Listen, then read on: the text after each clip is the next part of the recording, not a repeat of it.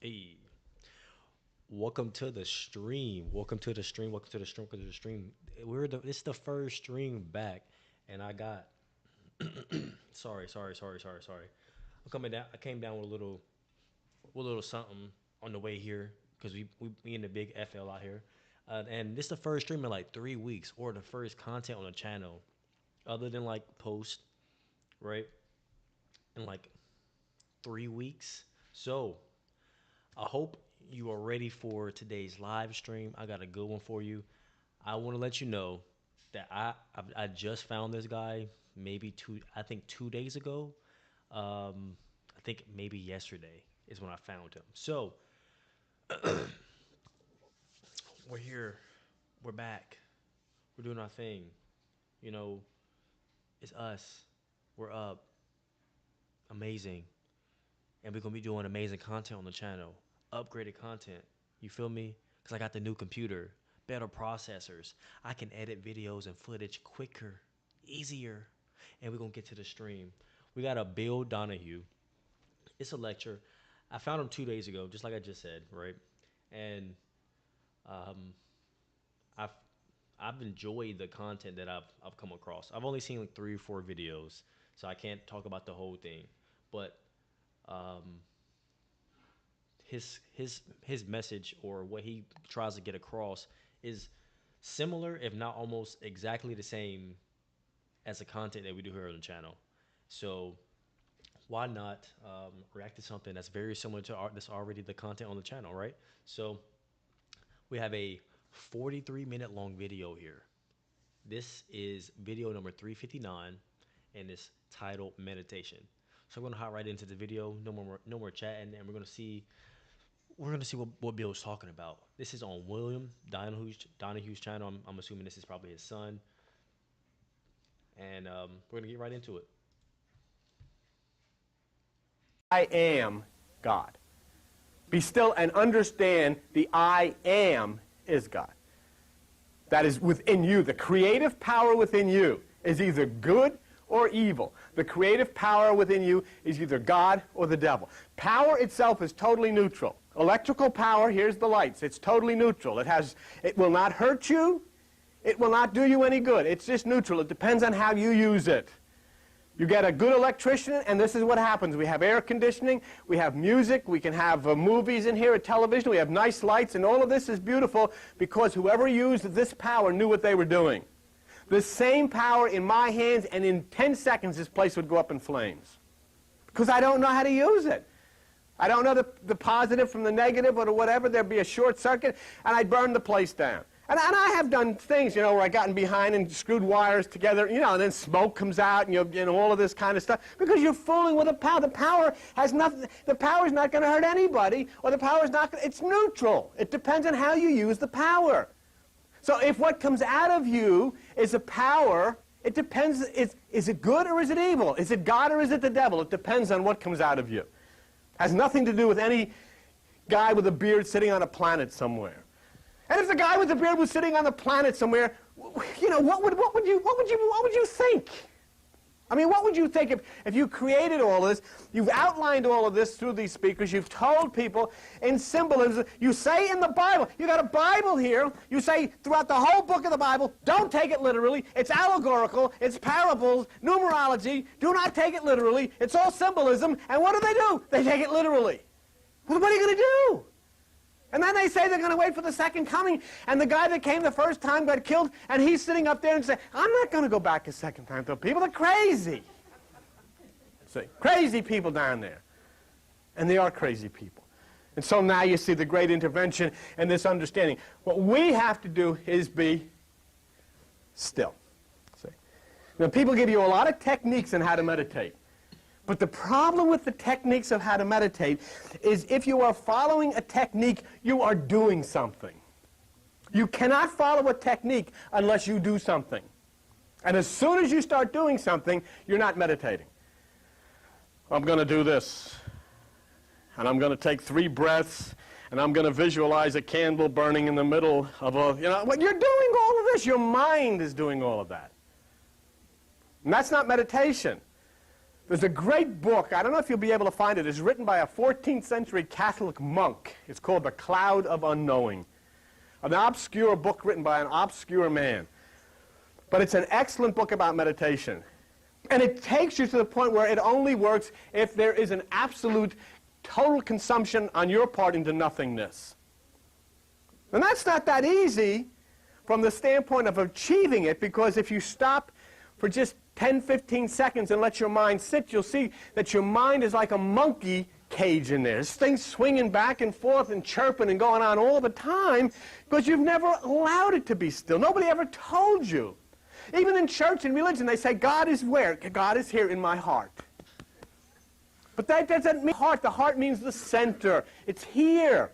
That thing which we call God is in the center. It's here, but we've never paid any attention to it. Most of us never even knew we had a right hemisphere of the brain. Most of us never knew we had a pineal gland of the brain.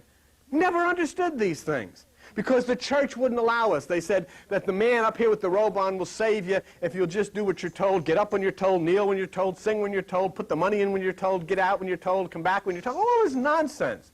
Instead of understanding there is a need for a renewal to happen within each one of us. And that renewal comes very, very easily if we simply expose ourselves to this power.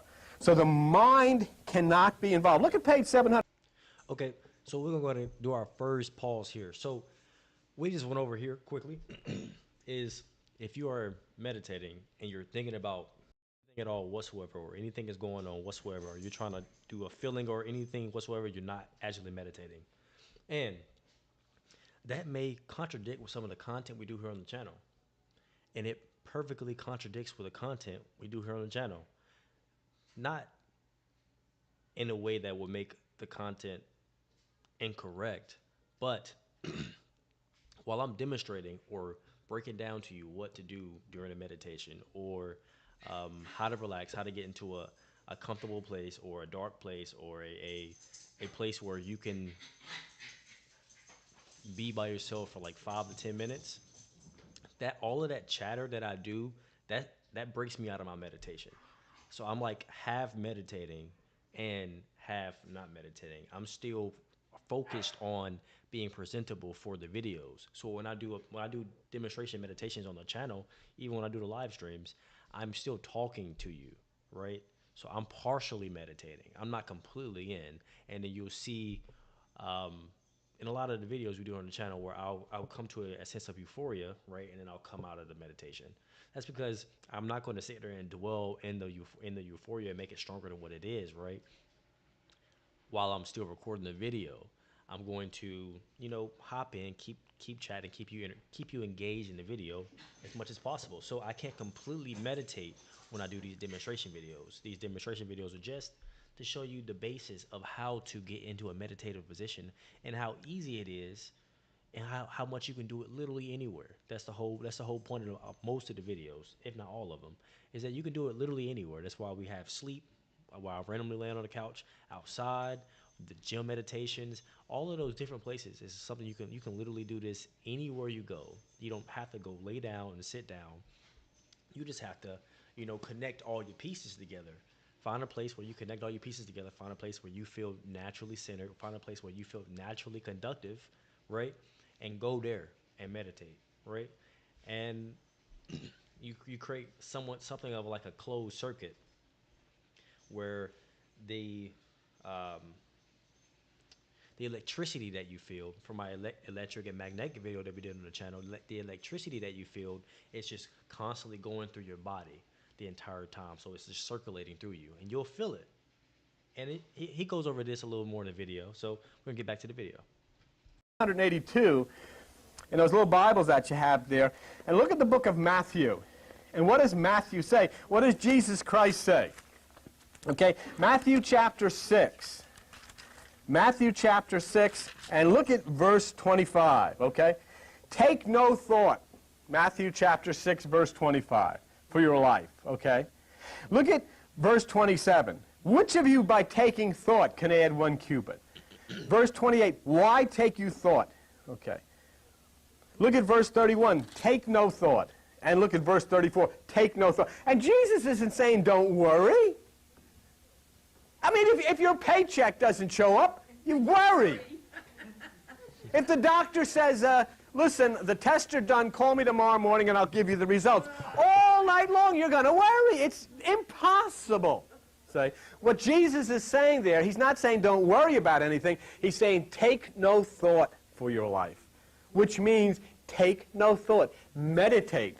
Go in and separate from the thoughts of the mind so that you receive new information from that still small voice which is within you. You receive direction and you're able then to deal with anything that comes against you. Okay?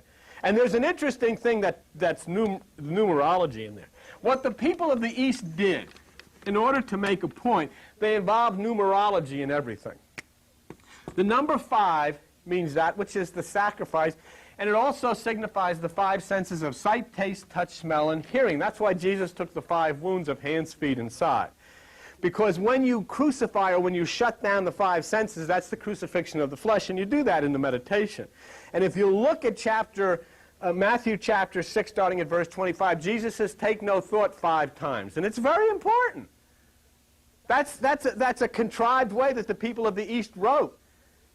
Take no thought, take no thought, take no thought. And he's making that to be number 5 because he's talking about the 5 senses and he's talking about the sacrifice of the flesh. You have to understand that meditation is the center, okay?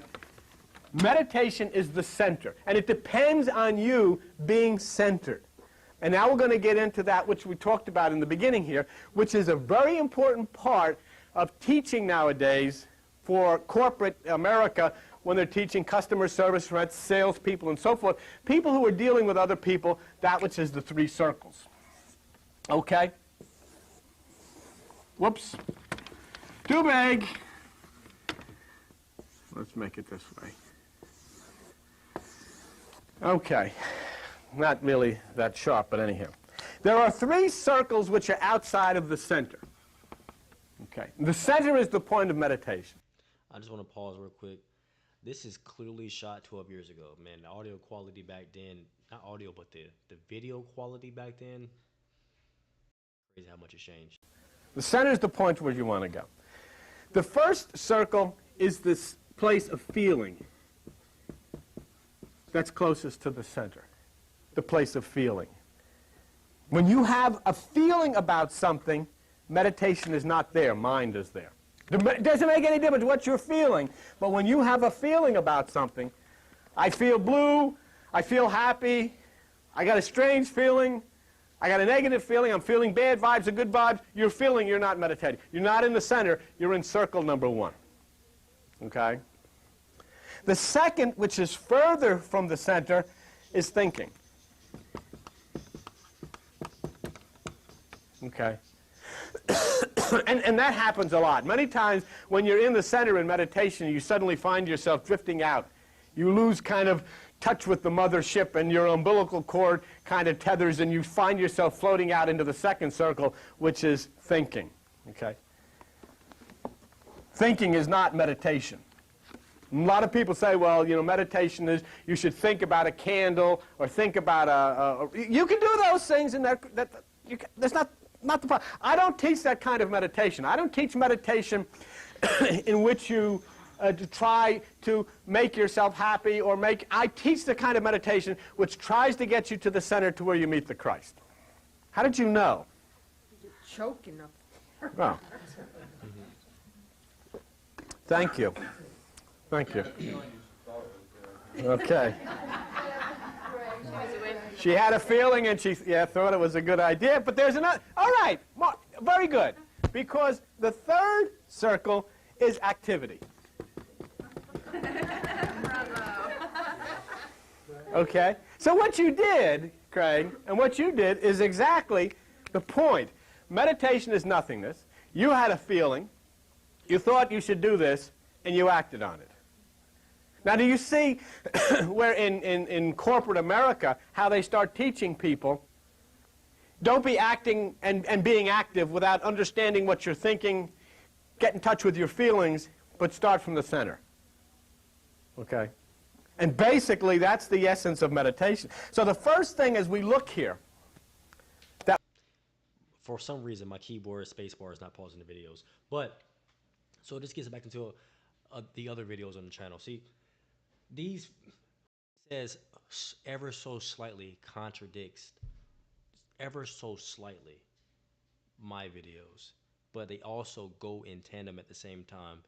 If you have something that you are willing to share, then you also have to be able to accept the slight differences between what somebody else also has shared and what you shared, and you can also see the similarities. So, and here he goes over the video, and in the video he goes over the feeling, the thought, and the activity, right? And earlier in one of my previous videos on the channel, I go over the feeling, not feelings. He's gonna go over feelings later. I've pre-watched the video, but he's gonna go over feelings later, right? He went from fit the word the feeling to feeling, right? So when you are in your meditative spot, just to clarify my video, when you're in your meditative center, right? Just like he said, when you're not speaking, you're nothing, you don't even realize that you're here anymore, right? You almost fall asleep at some point, and then you get the feeling. You get the feeling, and then you have the thought that immediately follows, and then the action is what follows, and that's the cycle. That's the cycle of success for me personally. That's personally how it works for me. I meditate, get in my center, nothingness, and then the feeling comes up. Okay, now the feeling is followed by a thought, and then my action is what follow. My physical activity is what follows what's next, and that's how I act on whatever it is I'm deciding to do next, or whenever I'm gonna take notes. If I'm meditating and I pop out on meditation to take notes, that's my action. My thought was being captured, just clarifying what I heard from what I felt, right? The thought is trying to clarify what I felt, right? And then my action is me typing down my notes, right? Um, just to clarify my own personal processes, um, based in a comparison to what he put in this video here. So let's continue the video.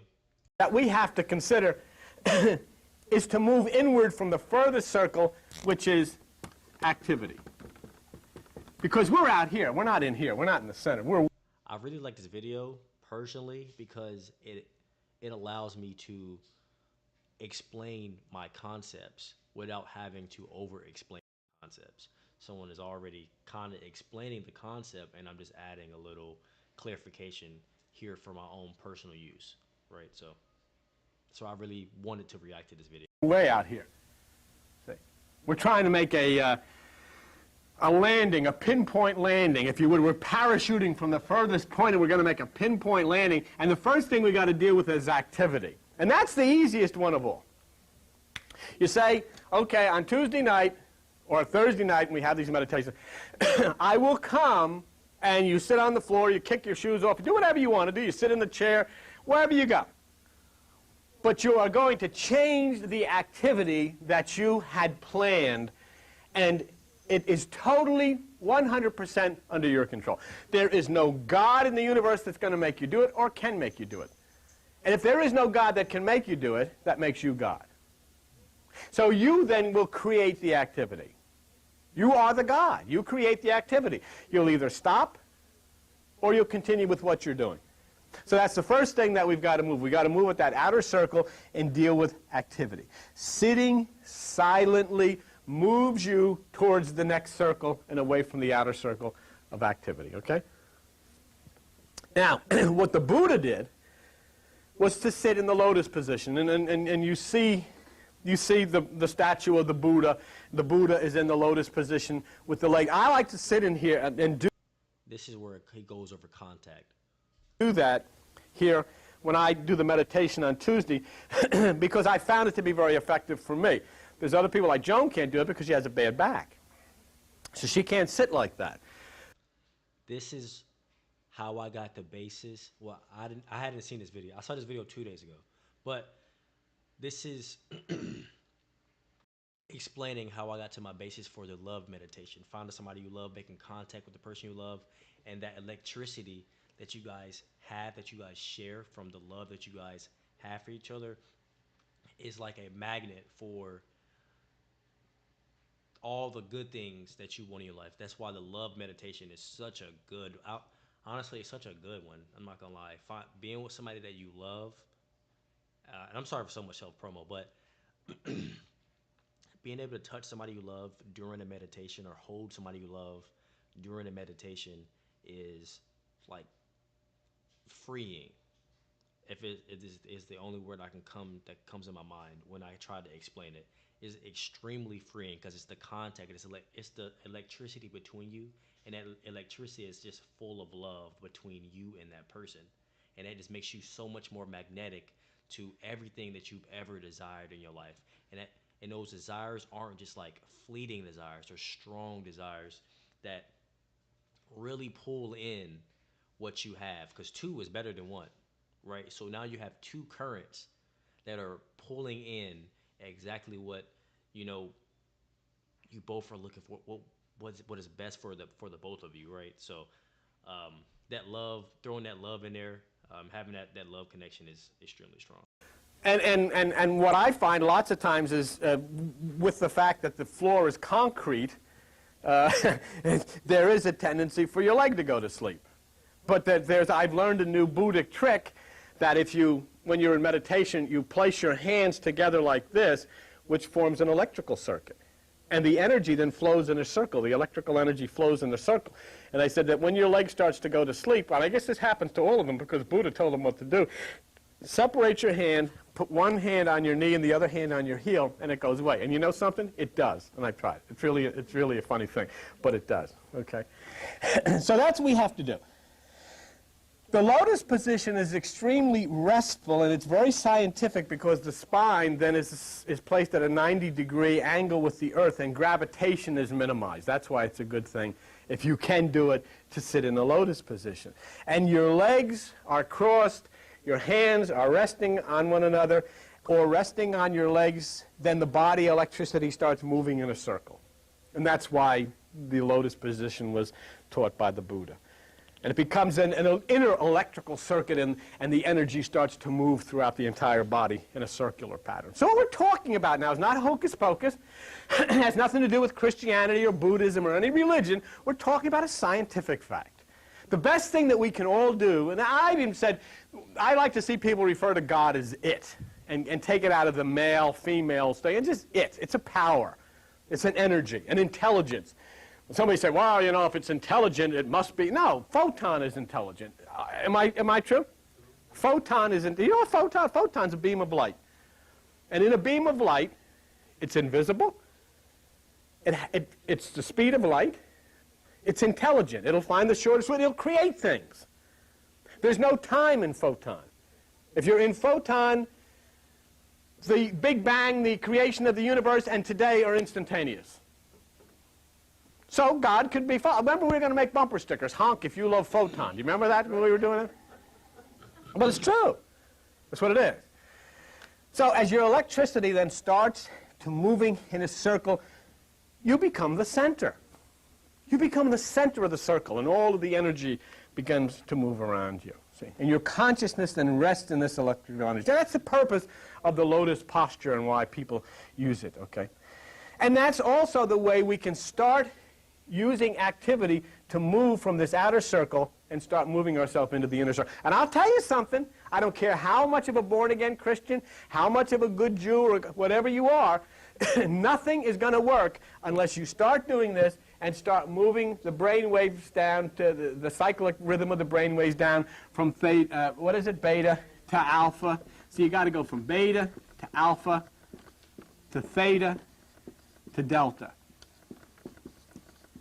If you don't, you can forget about it. The Holy Spirit, absolutely forget about it. There is no Holy Spirit unless you get out of beta and move into alpha. It doesn't exist.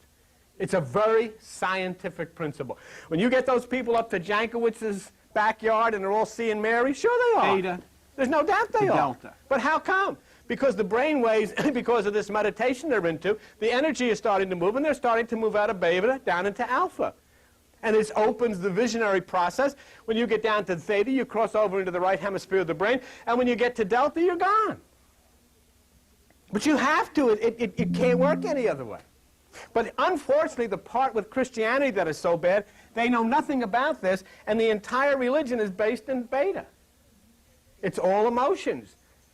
I mean, even the music, and we used to be into it hot and heavy, you know. The music is banging, the tambourines and banging, and I'm going to get to heaven when I see Jesus, and everybody's jumping and shouting and jumping and carrying around. And it is totally emotional, which, you know, is not, see, this thing is not a social thing. It's not a thing of a group type of entertainment. This thing is an extremely private, personal encounter with you deep within yourself. So it has to be silent. And as the Bible says over and over again, be still. God lives in silence. The Lord is in his holy temple. Let everyone be silent in his presence. And when you're silent in the presence deep within you, then your brain waves will start to move from 26 down to 16, down to 8, down to 4, and you'll move from beta to alpha, then into theta, and on you go. What can happen? I can tell you what happens. You get down to delta, what can happen? We've seen it on television where Buddhist monks would sit in meditation. Oh, they would take them, and they're practically naked, and they would take these ice-cold sheets stuffed in cold water and put them around their bodies. And we saw it on television, remember? And, and suddenly you see smoke from these things. Smoke would actually come. They'd be pressing the sheets on their back, and they dry them. Do we see it? Your body warm up. So, as to further explain it and elaborate on what he just went over right here in that brief moment, I was working with the chat a little bit. Also, welcome to the chat, Maria. I'm not sure if I'm saying it correctly, but welcome to the chat. And so, with that connection, right? When you're connecting yourself and you're creating that closed circuit, right? I tell my my new brother-in-law is I can make my hands grow, right? I think it's so funny, but like you can feel it's like a pulsating feeling, like your entire body is like pulsating, right? And what I've likened it to is when you're in a moment of a physical activity and your blood starts to rush, right? And you start seeing your veins going through your arms. You looking real like for lack of better terms, aki, right? And you just see the blood rushing. That's the same type of feeling that you get from that closed circuit. So when you close that circuit and you meditate properly and you drop and you drop and you drop and you drop into those different states, right? You start feeling that pulsating feeling. And when you close it, when it's open, you can feel it separately. I can just sit here on this and zone out from time to time. And when I zone back in, I can feel my hands pulsating. That's because when I zone out naturally, I go into a meditative state. I meditate so often so that whenever I zone out, I just naturally start meditating, right? I don't have to think about it. It's not something I just have to do. It's just something that just happens, right? And when that very strange phenomenon, you can, if you are cold, just like I said in one of the previous videos, it was freezing outside, but I wasn't cold, right? I can either imagine it being warm, right? Or I can close the circuit and just be warm without having to use my imagination at all, right? And this is very similar phenomenon. But let's get back to the video. I don't know if any of you saw it on the Discovery Channel. This is the power of the mind. That's why Jesus Christ says the kingdom is within you. What's possible to do? Nothing if you're going to sit there and just activate the left side of the brain. Nothing is possible. I mean, all that's possible is religion and war, which are the same thing. There's not a whole lot of difference between religion and fighting. Okay. So you've got to move inward, and the way to move inward is to start understanding circle number 2, which is thinking. And what did we see that Jesus said to do? Take no thought. Here you've hit the activity circle. You decided you're going to sit still for a half hour, and you're going to try it. Fine. You've dealt with the outer circle. You move into the second circle, and now you get to the point of thinking, which is take no thought. The way to move around thoughts is to watch them. Just watch them. And you've got to tell your mind. And I talk to my mind when I sit here. And I say, now look, I mean, you know you're you and I'm me. And all of this crap that you're going to parade in front of me while I'm sitting here, I'm telling you right now, that's you. That's not me.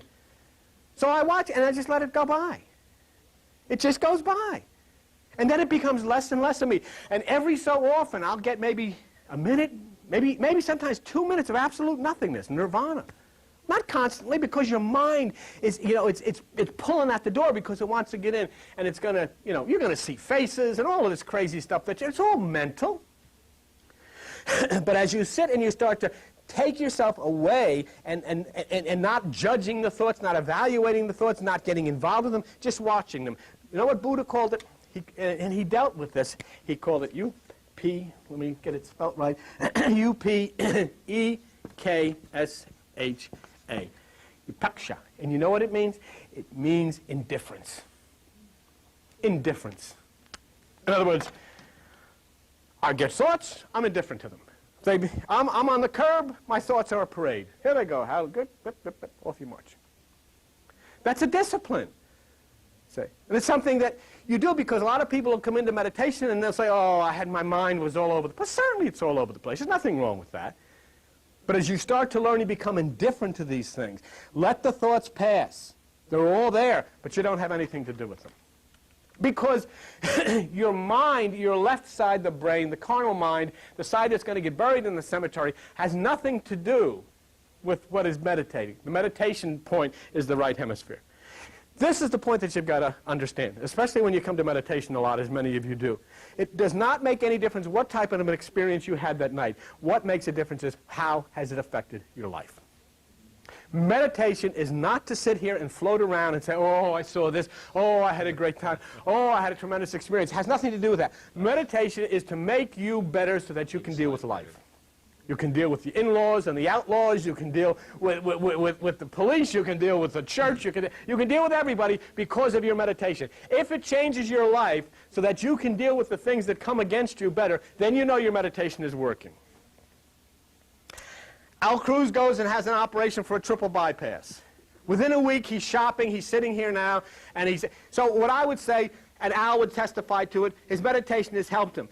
Buddha said your meditation is not there that you can have a good meditation. Your meditation is so that you can have this reserve ready to come to your aid when you need it. When he needed it is when the doctor says, we're going to start here, we're going to open you up here, and we're going to take everything, and we're going to rearrange it. He needed it, and it came. The point is, he needed it, and it's there, and he's sitting there.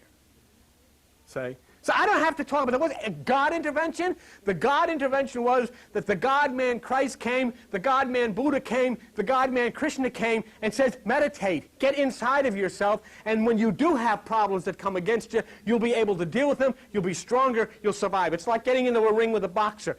Your training in the gym is not going to make the other boxer any weaker, but it's going to make you much stronger to be able to deal with that person when it comes against you. That's what meditation is about, and that's something we should learn. Meditation is not so that you say, oh, I had a beautiful meditation, I floated around the room, I saw green stars coming out of the ceiling and all of this stuff. I do that when I eat too much pasta or, have milk and chicken and all that kind of stuff. I get indigestion and I'll see things. That's not what meditation is for. Meditation is so that when you get out of here, you walk up, you get ready tomorrow morning to go to work, or whatever you do, things start coming against you, you react differently, you think differently, you're able to handle these things differently. It's not that the things that come against you are any less, but that you're much stronger in dealing with them. That's what meditation does. And that's what Buddha taught 3,000 years ago. And that's what it's supposed to be. But too many people, especially in the New Age, they get into it and they want to fly around the ceiling. And what happens after you land? That's when I used to do the Christian thing, and I'd put my hands on people so they'd all fall on the floor. I'm telling you, one night we said it's like Custer's Last Stand. There was people all over the floor. And you know what? I used to think as I stood there, after I got off of my ego trip, so I thought, God's really in me. I touch people and they fall on the floor. But when they got up, they were just as screwed up as when they hit the floor. Nothing changed. What helped them? Nothing. Didn't do anybody any good. But this does you good. Because not only is this a spiritual fact that Jesus, Buddha, and Krishna taught, it's a scientific and it's a medical fact. That's why it's good. So the more unaffected you are with your thoughts, the less they'll come. And then when they disappear, mind disappears. And when mind disappears, God is there. When you are in a total point of what Buddha called nirvana, there is not one thought. Can you imagine that? You want to do it sometimes? All you got to do is take your fingers, stick them in your ears, and hum for about 10 seconds. All thoughts go away. Or hold your breath for 15 seconds. As soon as you shut off your breath, there's no thought. And just think of that. There's none of your personality. There's none of your ideas, none of your fears. And when you're gone, who is there? That thing that you call God. The essence of nature. The essence of nature, the very thing that teaches a dog how to give birth, teaches a dog how to be a midwife, teaches a dog how to do an operation on a sack and cut an umbilical cord and all of that stuff. That's God. It's like, how does that dog know? Teaches a robin where your backyard is so it can come back. That robin that you see come into your backyard next spring is the same robin that was there this spring. No trouble finding it. Where are you going, Robin? I'm going up to Ethel's. How do you know where it is? I meditate. Off he goes, and he winds up in Ethel's backyard. How is this possible? All of these things that you say, oh, that's instinct. Sure, it's instinct. Where does it come from? It's this beautiful plan of nature. And nature has a beautiful plan for each one of us, but we've let religion get in the way, and we said, no thanks. No thanks. I'm going to read the Bible and listen to the pastor. And we didn't listen to the voice inside, and we missed it. But thank God, we're now listening to the voice inside. So we've gotten through the activity part, we've gotten through the thinking part, and now we come to, as who does it say, Frank Sinatra or something, feelings, you know? Feelings. Feelings are very subtle changes. You feel very good, a slight change comes, you're not feeling so good. Sit down, got a Coke or whatever you drink and some pretzels, you're watching the World Series, you're feeling great. And I just want to stop real quick, right here. This exact part is what I was talking about earlier. Feelings, right? That is, I made sure to clarify in the video that I did on the feeling versus feelings, is that feelings are not the same as the feeling. It is not the same thing. It's not in the same realm. And he's going to break it down here about feelings, not the feeling, just to clarify.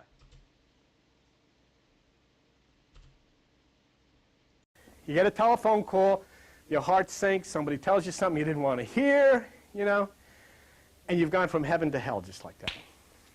Feelings, everything changes. Dependent on the outside, what comes in from the outside changes the way you feel, changes the way I feel. Changes our whole mood. A little anger arises, a little sadness arises. Things are constantly changing. And I had a situation, I'll tell you this. I told you about going to the beauty parlor. Most of you are here. I went to a beauty parlor yesterday. And I won't drag it on, but I've been using this stuff on my hair, you know, because in my business, you know, I'm in a corporation. All the executives, nobody has gray hair, so I told John, I'm going to get this stuff, and I squirted it on for 2 years, and it started, you know, strangling my hair, and the hair's falling out. So Jones didn't want me to use it anymore. Yeah, so she says, don't use it anymore. I said, what do I do? She says, we'll dye it. She says, and then, I said, well, okay, let's dye it. How do we do that? She says, you have an appointment at 8:30 tomorrow morning at Mary's Beauty Salon. So here I am in Mary's Beauty Salon, and I said, I'll go under one circumstance, and that is that there's no other women coming in there, because I'm not going to, you know, I can't handle this. There's nobody going to be in there till 9 o'clock. Okay, so I'm there at 8:30 with Joan. She puts this, my hair's sticking up like this, you know, with this stuff in it. It looks like this lady, you know, in the Frankenstein movie, and all this stuff coming out. And she sets the timer, 20 minutes to go, and I'm looking at this timer. Here comes Marge in at 5 to 9. Hello, man. I couldn't believe this woman's in there, and they're sticking curlers in her hair, and I'm sitting there, and I'm looking the other direction. And I was, you know, absolutely. So she puts me in the middle of the chair, and she's going to clean this stuff out. And I said, God, if, you know, at least it's not a man. And here's the electrician from next door comes in. He's doing the, and I felt like a fruitcake sitting in there, you know. So anyhow, that was what I did yesterday. And so I had, my feelings were, you know, were all kinds of terrible feelings that I was having during the day. So my feelings were changing. A little anger arises, a little sadness arises, constantly changing feelings. And feelings have to be addressed in meditation the same way that thoughts are addressed. We have to allow that they're there. We have to allow them to pass. You know, you get into absolute fright, you get into absolute ecstasy, you get into anger, you go from heaven to hell in an instant simply on the basis of what somebody says. You can sense it, You can sometimes you walk into a place and you can sense the vibrations, and your feelings start to commiserate with the people that are in that place, That's why Buddha said he is the statue. And that's why you must become the statue. You become the Buddha, you become the statue. The statue has no feelings. You are simply resting in your being. Come on, you've got 40 hours in the week or whatever it is to have feelings, but just for that 1/2 hour, 1/2 hour, you become a statue and you rest in your own inner being, and the feelings are just allowed to wash away. And that 1/2 hour, as like the doctors say, 1/2 hour of meditation is equal to 8 hours of sleep. Being extremely alert. So this is meditation. So you move then with the point of activity through the thinking process, through the feeling process, and you touch the center. And that is what we call, or what we've known as God. But this is the important part. I can't do it for you. No preacher can do it for you. No priest or minister can do it for you. No pope can do it for you. This is your lovely creation. And when we have meditation, whether there's 20 or 30 or whatever it is, there are 20 or 30 different creations, because it's tuned in to you and your personality, your uniqueness. See, no God ever wanted you to come in and be in with a group and all think alike and be alike. You're to remain that unique, individual, different you, because you have a contribution to make. See, imagine if we tried to take all the German Shepherds and make them into collies. Couldn't do it. See? You are unique. You are different. You have a special trait, and therefore that which is created is giving you an opportunity to use your uniqueness and be that really indelible you. So that's your meditation and your creation. And then the purpose of the meditation is so you can move out of here, move into the world, and contribute to it. Contribute to it because you're no longer going to be thinking the way they do. You're no longer going to be thinking like the military. The military is in existence simply for one reason. The military is in existence to make murder patriotism. Make murder patriotism.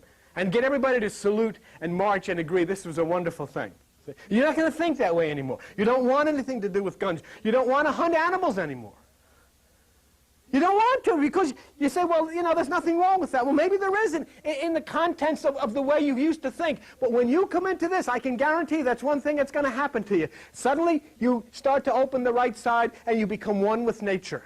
And you won't hurt an animal anymore.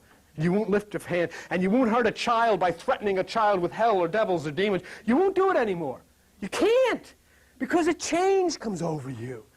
The right side starts, the temple doors open, and you start thinking with the God mind. You start thinking with the Christ mind. You haven't just read the Bible, you become it. You haven't just read about Jesus, you become Jesus. You haven't just put a bumper sticker on, you say, honk if you like to. You become one, you become him, you become it. Say. And that's the beautiful, beautiful part.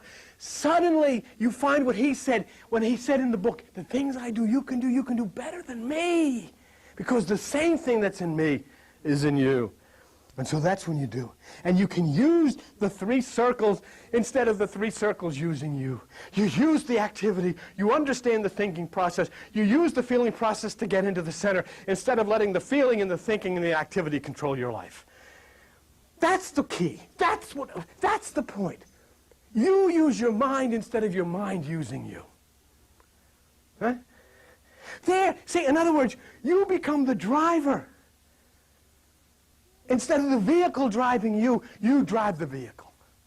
You direct your destiny instead of allowing chance to direct where you will wind up.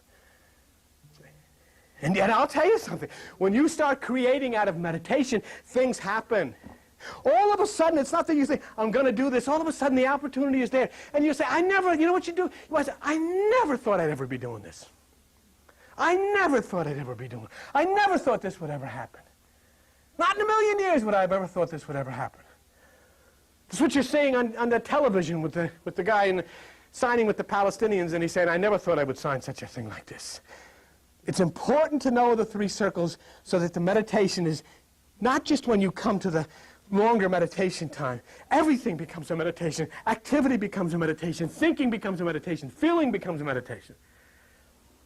You want to have a meditation. Go to Atlantic City. Go to a casino. You won't think of anything. I mean, you're transported into an entire different world. And you feel good. You get caught up in all of it. For a half hour, all of a sudden you get all excited. And you're feeling good. And you get in the car and you go back up and then you turn on the radio and you get back with the people you've been hanging out with and everything is going right down the toilet again. That's why people go down there. They act out this fantasy. Is there a need? Do you have to do that in order to act out of it? But when you have to get away from all of this morbid type of hate and fear and guilt and shooting and killing and all of this stuff, you go anywhere. It's not the fact that it's Atlantic City. It's not the fact that it's your vacation. It's not the fact of a beautiful mountain or a lovely lake or it's nice in Key West. It's the fact that you're away from where you've been. And all of the stresses and the strifes that come against you. Finally, I'm not there anymore. Even for an hour. And that's what this does.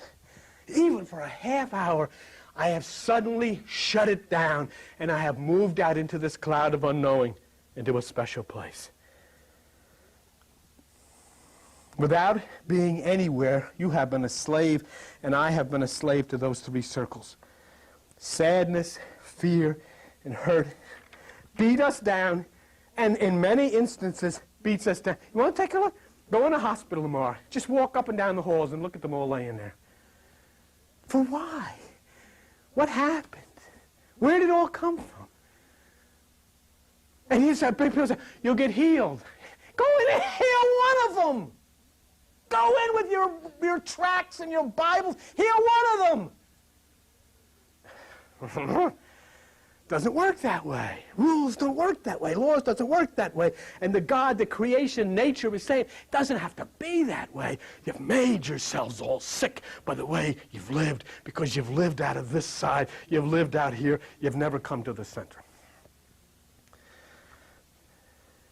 You know what the Bhagwan said? I am against those escapists who escape from the world and become 24-hour meditators. 1 hour's enough. Half hour's enough. It'll illuminate you. It's enough. And the test of whether your meditation is successful or not is the test of whether your life is improved. Is your health better? Is your relationships with your kids better? Are your kids better? Is there better vibrations around your house? Do your animals sense it? Are things happier? Then your meditation is a success. I don't care how much you think. I don't care how much you sit in meditation. Oh, I couldn't get into it tonight. You got into it. Because what's happening in your life? How do you feel stronger? How do you understand? There's a lady that comes here, Carol Macon. Her whole, you could see it on her face. It's just all changed because for the first time she's gotten in touch with herself. She hasn't been told she's a worthless sinner. She's been told there's something special in there and she touched it. She was taking up the offering today singing, hot diggity, dog diggity. What was it? Boom, what you do to me. See, in spite of the situation, I'm done. I know I've kept you, but I'm done. In spite of the situation that you run into, in spite of your feelings about the situation, the question is, did you come through it? Did you survive it? Did you make it? Did you win, really? Even though you thought you were going to lose, did you win? I love this guy's energy. Did you send out a dove and the dove came back with an olive branch and said, hey, I'm still standing? Look at all the crises in your life that was going to do you in. Here you are. You made it, in spite of it all. Were you protected? Did it come out right? And constantly meditating, constantly praying, constantly reading the Bible is like preparing for an examination and never taking it. You got life to live. Meditation is simply to prepare you so you can go out and do the job, do the work. Raise the kids, go to work, do whatever you do. But do it from a whole different and higher perspective. Do it from the center instead of doing it from the, so you ever see these guys come on television, love the Lord with all of your, how could you love? What am I going to love? Gas somewhere? I don't even know what it is. Instead of understanding that when I say I love the Lord, I love the very center of my own experience, and I want it to be better, and I want it to contribute, and I want it to help, and I want it to do good for people. Meditation prepares you for a life experience. And so you can go into life, and meditation will go with you so that you react properly in any set of circumstances. Meditation is an exposure to that person that you've been called God, which is the center of your own being. God then can give you what you're supposed to get. So go forward into life and do the meditation. And then you'll hear what Isaiah had to say in Isaiah chapter 30, verse 21. And there you shall hear a word behind you saying, this is the way, walk in it. When you turn to the right hand and when you turn to the left. And you will hear it. You will hear it, and you'll know what to do. Just as the dog knows how to give birth. Just as the seagull knows when it's time to head out from the sea and back to land. Just as the robin knows where your backyard is. Just as the Canadian goose knows where Acapulco is, you'll know. Just like a pilot who flies in a thick fog over Kennedy Airport and knows right where the runway is because he focuses on that beacon. Quick, just put it on record. Wait 1 second. Just record. You don't have to make it play. Just put it on record. It's on? Okay. Well, that was us. Just in all, you plug into that beacon which is deep inside of you, and it will guide you to the runway. It'll guide you to where you want to go. Always understand one thing. Nature understands this. People don't. Begin to understand nature. The one way to understand what we call God is to get a book about nature. Begin reading it, about the animals, about the birds, about how they do things, about instincts. There's a book called that I have at home called The Wonderful World of Nature, and how nature is so intelligent. And the reason is an animal doesn't have a choice to say, I'm not going to follow my instinct, I'm going to do this. It follows it because it has to. But we have a choice. And the Bible says, I set before you a choice. Life or a curse. You decide. And we have chosen, including religion, we've chosen the curse because we didn't know about the beacon. We didn't know about the pineal. That bird finds its way to your backyard because it's touched the pineal gland of the brain. A bird has a pineal gland of the brain, am I right? An animal has a pineal gland. A migrating animal touches the pineal gland and it takes it right where it should go. And nature never tricks it. It never sends it in the wrong direction. We go in the wrong direction because we don't know of the pineal. The ancient says it's atrophied from non-use because religion has scared us away from it. But you now have an opportunity to say to religion and say yes to God, yes to Jesus, yes to Buddha, yes to Krishna, but mostly important, yes to yourself. Yes to yourself. And then show Jesus he was right. You are something special. And make yourself the very best you could possibly be. Thank you very much. And Joan will come on, I think, or whatever comes on, comes on. See ya. Bye-bye. That was very good. That Okay. was very good. Thank you. All right. Hurry up. Hurry up. We had, What are you going to say?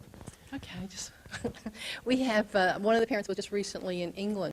Okay, so just a quick synopsis of today's reaction to today's video. Number 359, meditation. And this video really just went over, in my point of view, just meditation is something to get you prepared. It's how you prep. You know, you prep, you meditate, get to your center, and everything that's coming is going to be shown to you, right? You're not thinking of nothing. You're not trying to visualize nothing. You're not trying to create nothing. You know, you'll just be there. And now you just know to prepare for what is coming. Now that is your preparation zone. You get prepared in your preparation zone, right? And now you're ready to take on the day.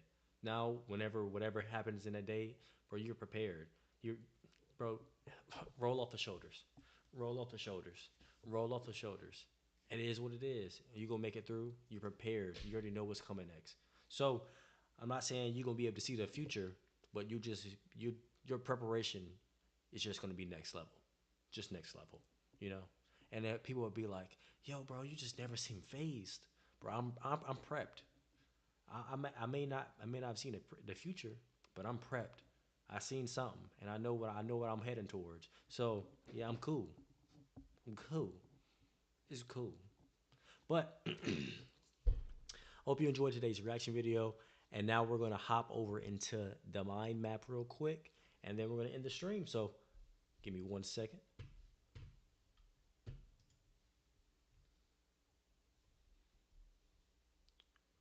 Okay, so here we go. So here's a mind map for you. And let me pull up OBS. Hopefully this is legible and you can read it. I'll zoom in a little bit.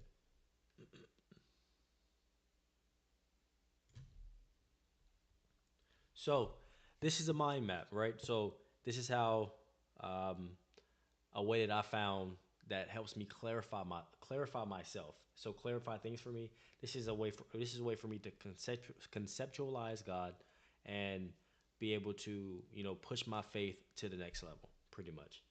Um, this has helped. It just helps me lay out my idea, what comes to me, and just to get it all out, right? So it's just not like a bunch of information going around, right? I'm laying it all out, and then I can go back over it, and I can move on. Now I don't have a whole bunch of jargon scrambling up my head all the time, right? I'm just laying all the mind out in front of me. I get to see where my head is at currently, right? And if I want to make any changes, I can, and then I can see it right in front of me, right? This is a great visual representation of where your head is at right now. So this is just a mind map on everything God has created, right? So I'm gonna go over it real quick. So me, because God is still currently creating, because God is an I am God. It is happening right now, right? So me, my life is still currently happening at this very moment. So everything I'm doing is something that God has created. The earth, the seasons, the months. This is all very simple, right? But I just wanted to get it all plain and simple out there just so there is no confusion. All the plants, every being in the multiverse. Yeah, multiple verses. And if there are any beings in any verse that ain't this verse, God also created that too. All abilities, all processes, all situations, all the processes that also keep us alive, all the things we eat and eat with. So if you eat any food or use utensils to eat your food with, God created that. All the festivities we enjoyed, every groundbreaking new invention, God created it long ago, and we just you know you know we're centered enough to bring it out into this place. All the things we trick ourselves into not enjoying. So every time you decide that you're not going to enjoy a situation, God also created that. I'm saying that God doesn't just create good or bad, good things, and God doesn't just create bad things. There is no such thing as good or bad. It is always whatever you make it, right? Any situation can be good or bad. It's perception, right? So anything you trick yourself into not enjoying, God also created that. Or you can be like, but why would God do something that I don't like? God didn't do it, didn't do something you don't like. You didn't like it. That don't mean you get out of here. All the miracles in all things, right? The human person slash ego, the human persona slash ego. And you're gonna hear so many people talking about, oh, the ego is so bad. The persona, you gotta like fight. No, you don't. No, you don't. If you had to fight it, it wouldn't have been created, right? If you were meant to fight yourself every single day, right, and be upset with who you are every single day, it probably wouldn't have been created in the first place. So that's why I left that as the last one that I went over, because there is so much propaganda, false propaganda, which is also true propaganda because nothing is false, that the human persona slash the ego is something that's bad. How? How is it bad? In what way is it bad? Right? And then people are going to probably type so much about how something is bad. No, that is your perception that believes that is bad. You haven't received the gratification you were looking for from whatever was going on, and you blamed it on the ego. So you were criminalizing, right, your ego and your persona, which is also hurting yourself. So how about you stop hurting yourself?